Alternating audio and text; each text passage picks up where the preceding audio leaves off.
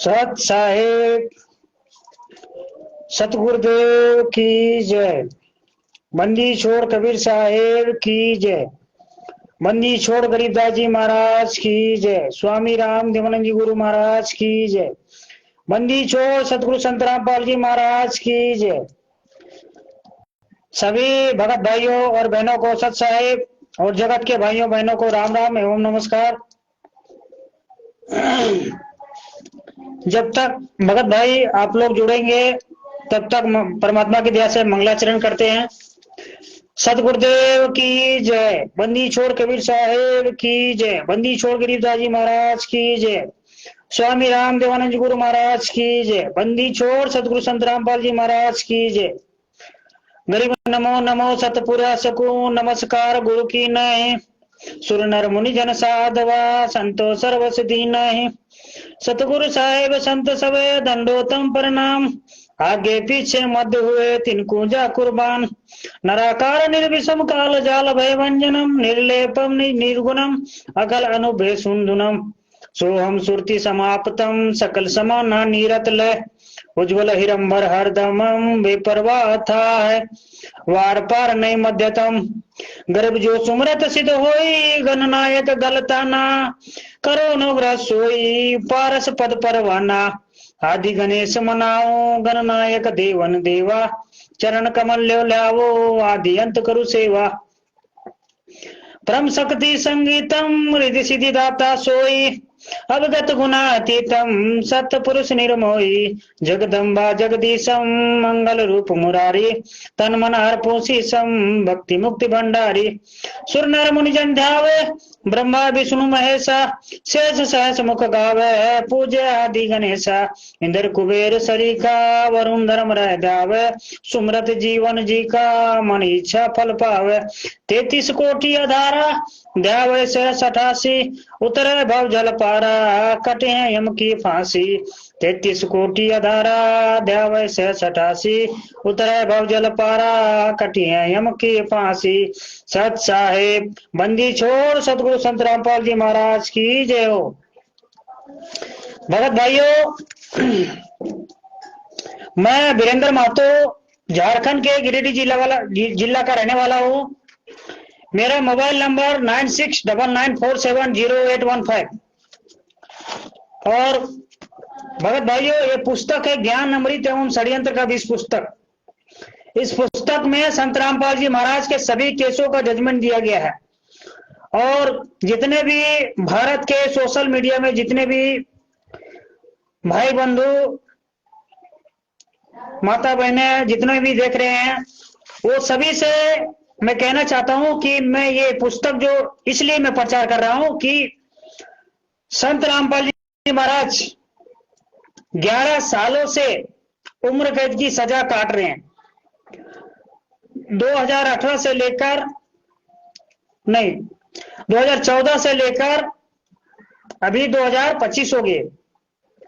इतने दिनों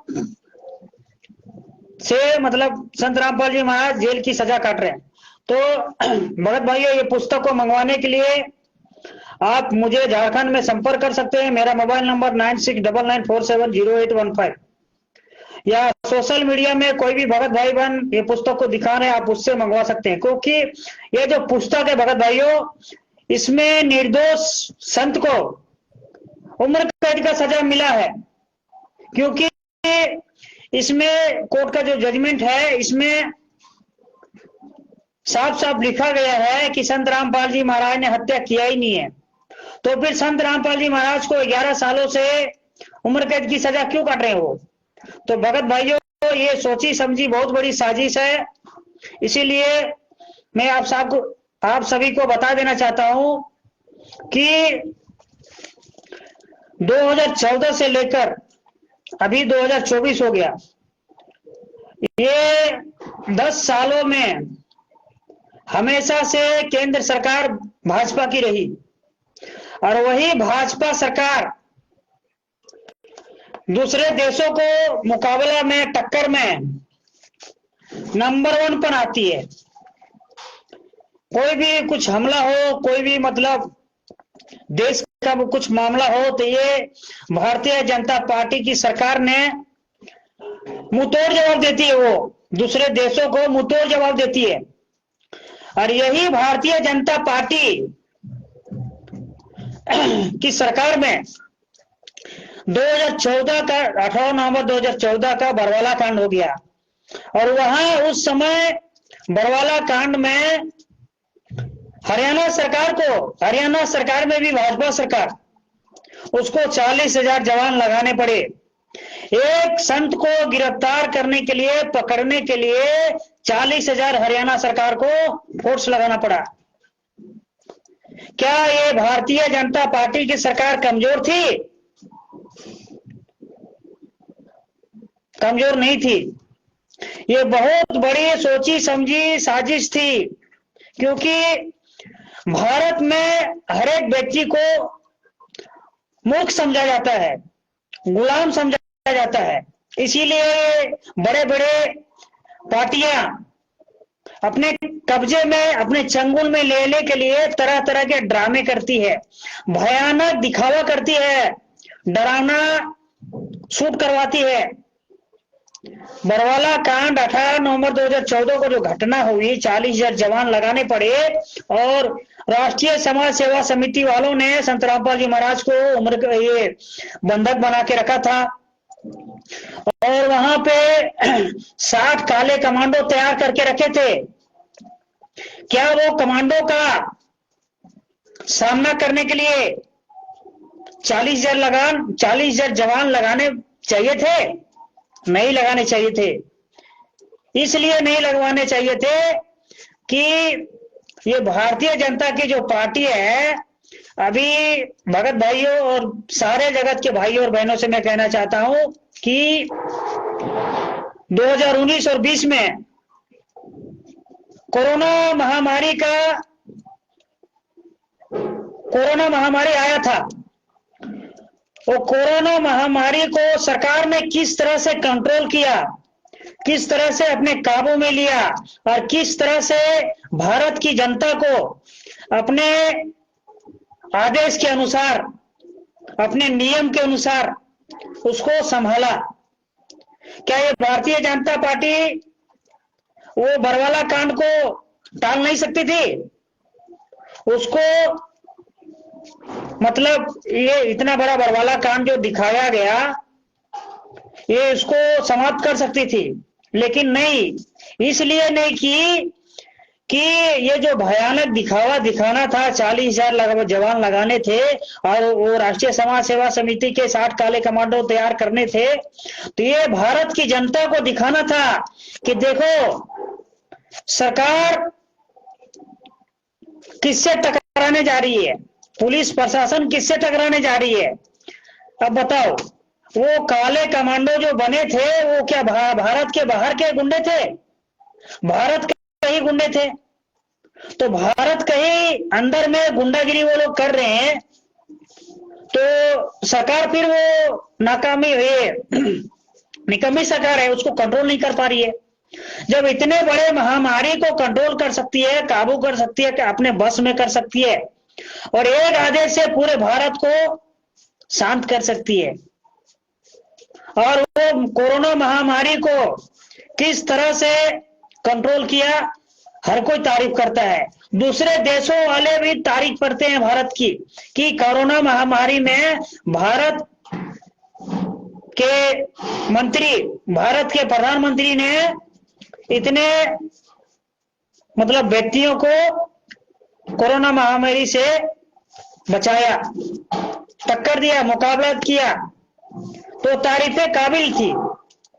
लेकिन ये बरवाला कांड में भगत भाइयों किस लिए दिखाया गया कि 40,000 जवान लगाओ, सरकार के 27 करोड़ खर्चा करवाओ, और डर पैदा करो, भारत की जनता के ऊपर डर पैदा करो, यानी कि वहां अफवाह हो, वहां पे दंगे फसाद हो, ताकि भारत की जनता को दिखे कि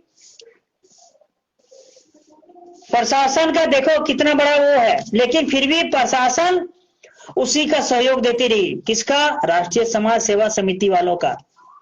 वही मैनेजमेंट के गुंडों का जो अभी 11 आश्रम और 550 से भी अधिक नाम दीक्षा केंद्र खोल के चला रहे हैं, जबकि भारत के प्रधानमंत्री से लेकर हर एक स्टेट के हर एक राज्य के मंत्रियों से लेकर हर एक सांसद के मंत्रियों को और हर एक ये विधानसभा के नेताओं को, एमएलए को, सबको मालूम है कि 11 सालों से संत रामपाल जी महाराज जेल की सजा काट रहे हैं, उम्र कैद का सजा काट रहे हैं। ये बहुत बड़ी सोची समझी साजिश है।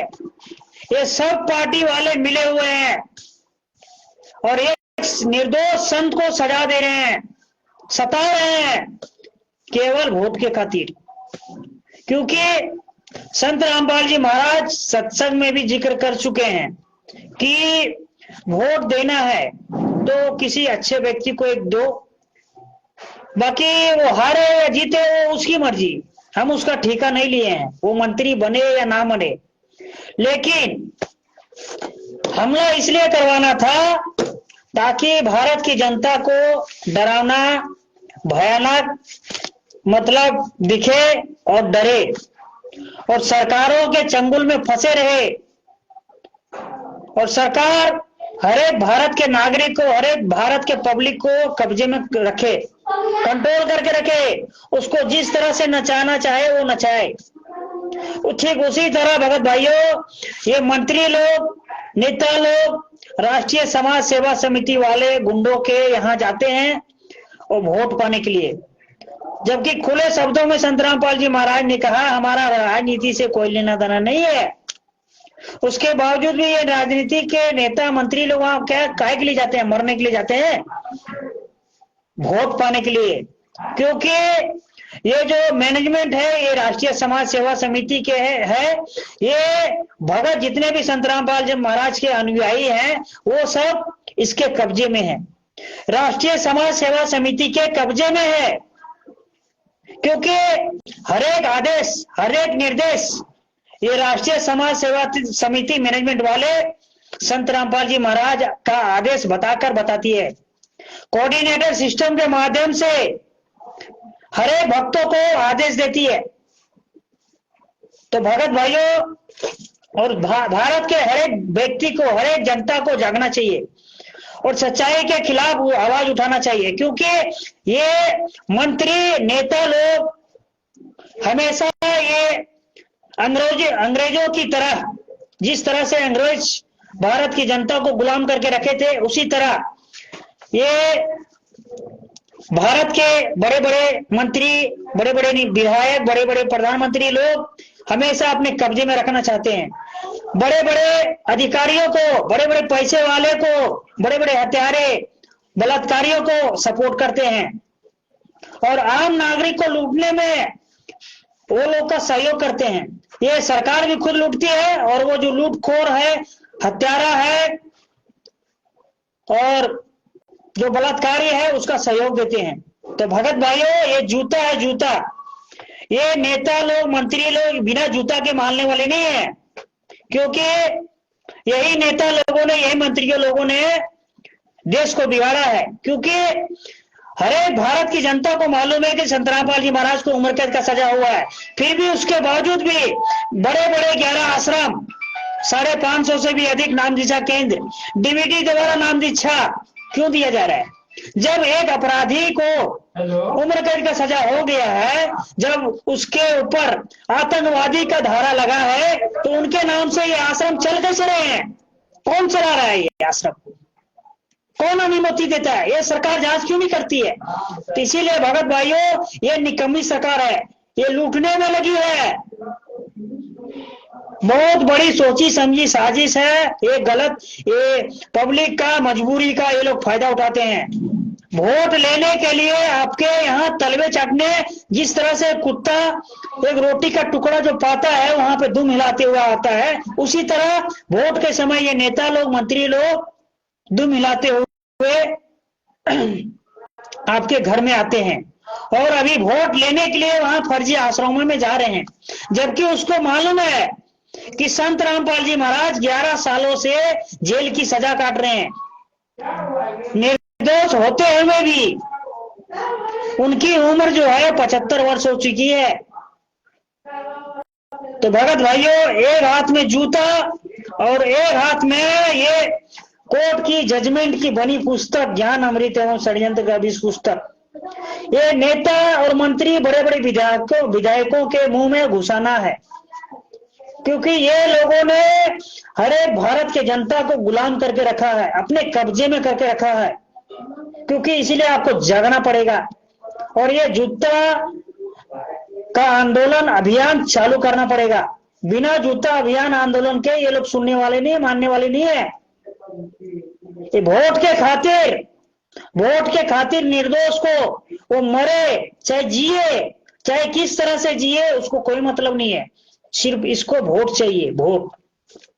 तो वोट के बदले भगत भाइयों ये जूता तो जूता। क्या नेताओं को, मंत्रियों को नहीं मालूम है कि संत रामपाल जी महाराज कहाँ है अभी?